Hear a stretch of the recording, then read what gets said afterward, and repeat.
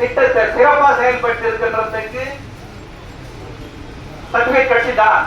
750 குடும்பம் கடந்த 2022ல ஏழையா இருந்தாங்க. இப்ப எத்தனை குடும்பம் இருக்காங்க?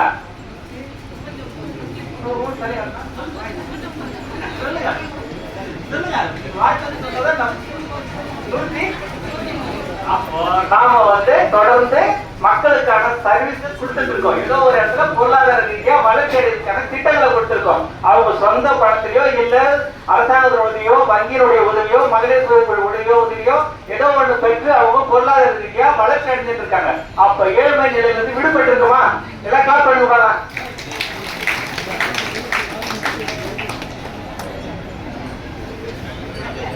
அது தவிர்த்துட்டு பல விஷயங்கள் பண்ணிட்டு இருக்காங்க. மகளிர் மேம்பாட்டு திட்டத்துல காட்டாங்குளத்தூர் வட்டார வள மையத்துல தொடர்ந்து 18 வயசுல 35 வயது உள்ள இருபாலருக்கும், ஆண்கள் பெண்கள் இருபாலருக்கும் அவர்கள் வேண்டி விரும்பக்கூடிய அத்தனை தொழிலுக்கும் பயிற்சி தராங்க.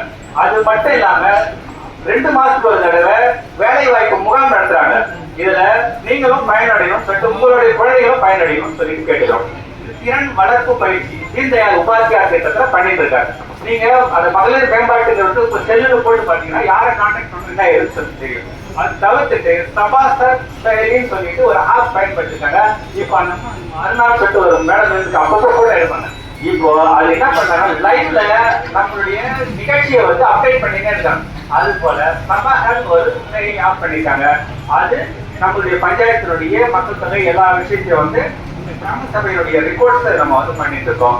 இதுல போன தடவை 3856 பஞ்சாயத்து பங்கெடுத்தது. இந்த தடவை 7515 பஞ்சாயத்தும் சேர்ந்து 12524 பஞ்சாயத்தும் சபாகர் செயலியில வந்திருக்காங்க. அதுக்கு அடுத்ததா நம்மளுடைய ஊராட்சி வளர்ச்சி திட்டங்களை நம்மளுடைய ஊராட்சி மன்ற தலைவர் மூலமா நம்ம சிறப்பாக செயல்படுத்தி வரோம்.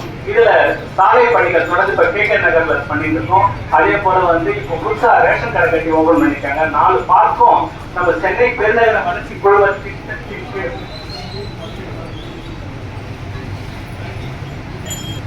சென்னை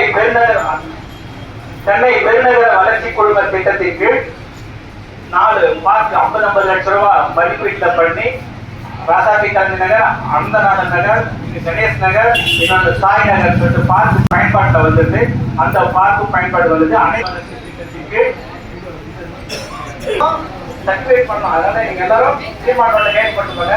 அந்த 4 பார்க் நம்ம 2 புது ரேஷன் கடையும் பயன்பாடு வந்துட்டாங்க. இப்போ 2 டேங்க் கட்டி இப்போ 15,000 நிதி கொடுத்து மாநில கட்டி நம்மளுடைய அனந்தநாதன் நகர்லையும் சுவாமி விவேகானந்தா நகர்லையும் சிறப்பு நிலைக்கு தயார் நிலையில் இருந்து 10 நாள் நம்ம சிறப்பு விழா செய்யறதுக்காக முடிவெடுத்திருக்காங்க.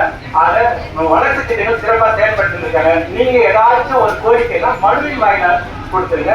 இப்போ நந்திவரத்துல நமக்கு அந்த அரசு மருத்துவ முகாம்கள் நடைபெறும். அங்க போய் தான் நம்ம ட்ரீட்மெண்ட் பார்த்துட்டு இருக்கோம். அது தவிர்த்துட்டு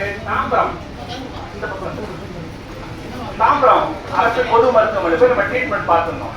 நம்மளுடைய கிராம ஊராட்சி கடந்த பல ஆண்டுகளாக அசுர வேகத்துல வளருது. எதுக்கு வளருது சொன்னா, பக்கத்துல கிளாம்பாக்கம் பேருந்து நிலையம் வந்திருக்கு, இந்த பக்கம் உரகடம் சிப்காட் வந்திருக்கு. ஆக 2 பக்கமும் நல்ல பொருளாதார வாய்ப்பு இருக்குது, போக்குவரத்துக்கான வாய்ப்பு இருக்குது. அப்போ பரந்தூர் ரயில் வசதியும் நம்ம பண்ணிக்கிறாங்க.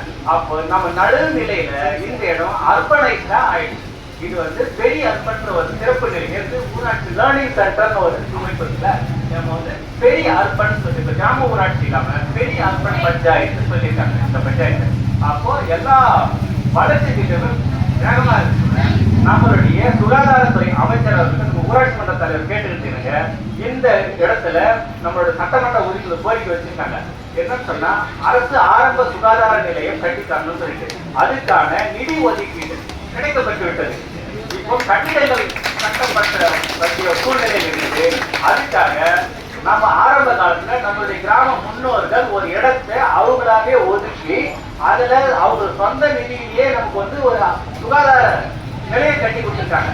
அந்த இடத்துல தற்காலிகமா நம்மளுடைய காவல்துறை அலுவலகம் செயல்பட்டு இருந்தது.